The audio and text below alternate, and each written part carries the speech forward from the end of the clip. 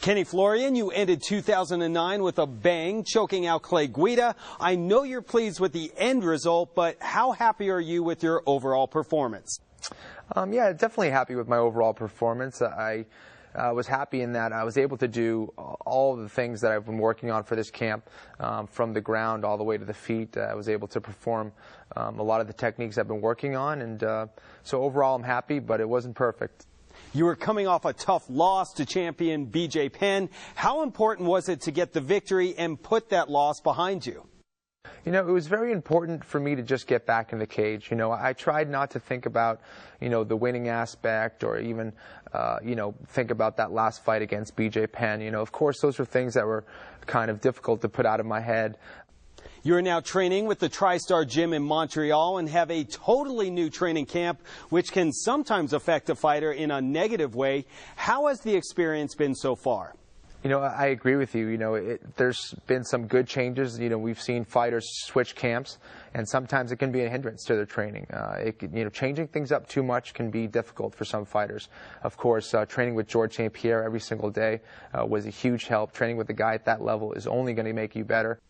Looking ahead, do you know when you will return to the octagon, and do you have an opponent? No, I don't have an opponent as of right now. Hopefully I'll find out in the next couple weeks from the UFC on who that opponent may be. But I do know that I want to stay active. You know, I believe that I'm at my best when I'm fighting every 3 or 4 months. I love to stay in the cage, so I don't want to be away from the cage for very long. I'm hoping that I can get on a card maybe starting in March, maybe March, April, or May. And then, of course, it was just announced that the UFC is coming to Boston on August 28th. So I definitely want to be on that card as well. Of course you do. You went to Boston College, and that's your hometown. So what would it mean to you to fight on that card? It'd be a dream come true. You know, to fight here in Boston would be amazing. The fan response here and the excitement over the UFC coming here is just huge. I'm not excited to get all the phone calls of people asking me for tickets, but I am excited to be fighting here. Having all my friends and family and students here support me. You've lost only 3 times in the UFC to Diego Sanchez, BJ Penn, and Sean Shirk. Which defeat would you most want to avenge? I guess the last loss is the one you think about the most. So, of course, everyone wants to fight the best, and BJ Penn has been proven to be the best at 155. So, of course, I'd love to avenge that loss. And maybe the Diego Sanchez loss as well. I'm a very competitive person, so I'd love to avenge all my losses, but I guess the one that sticks out the most is probably the BJ fight. Speaking of BJ Penn, he successfully defended his title against Diego Sanchez.